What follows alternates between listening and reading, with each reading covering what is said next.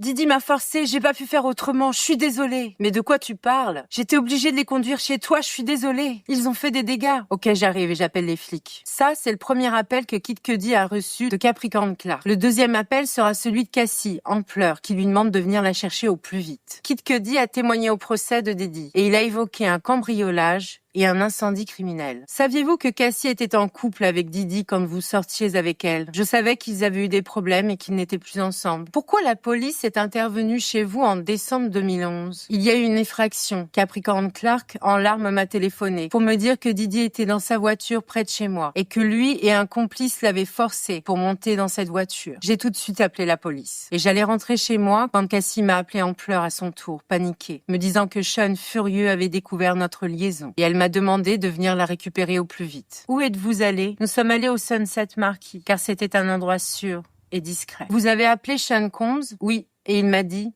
je t'attends ici. Quand vous êtes arrivé chez vous, à quoi ressemblait l'extérieur de la maison? C'était plutôt normal. Il y a des caméras de sécurité? Oui, mais j'ai découvert qu'elles ne fonctionnaient plus et que les agents les avaient déplacées.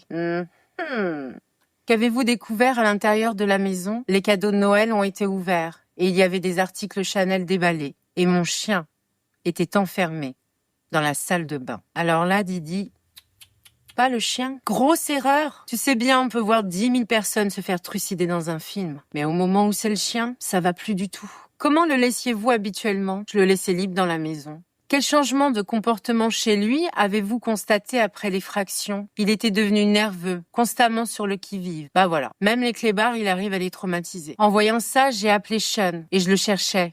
Je voulais lui régler son compte. Qu'a-t-il répondu? Il a dit « Je suis en chemin ». Et là, j'ai pensé à « Objection ». Pourquoi? Réponse non pertinente. Objection rejetée. Le juge n'a pas accepté l'objection. Cependant, il a quand même demandé à l'avocat de changer de question. Donc du coup, on n'aura pas la suite de ce passage-là. Après cela, vous avez rejoint Cassie dans le Connecticut, n'est-ce pas? Oui, elle en avait besoin. Elle était très déprimée. Combs vous a-t-il appelé à ce moment-là? Oui, plusieurs fois. Mais je voulais plus lui parler. Il avait cambriolé ma maison et il avait fait souffrir mon chien. Et par la suite, vous vous êtes séparés de Cassie? Oui.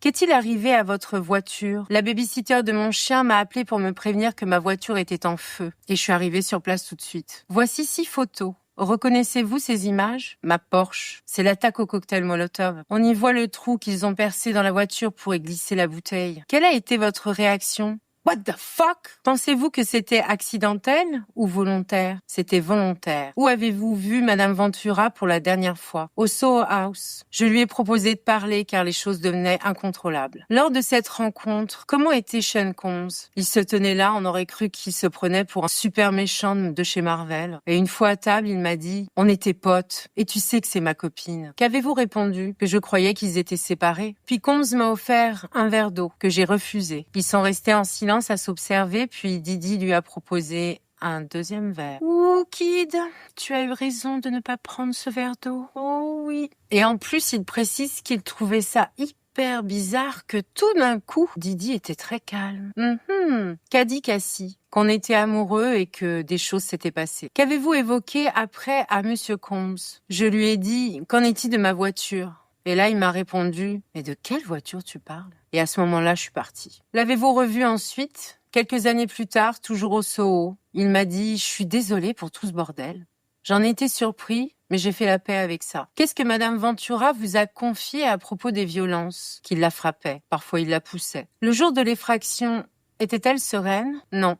Et que vous a dit Capricorn Clark ce jour-là? Que Sean Combs est un complice. L'avait forcé dans une voiture pour l'emmener chez moi. Et c'est là que j'ai appelé la police. Pourquoi avez-vous mis fin à votre relation? Parce que le drame devenait incontrôlable et pour notre sécurité.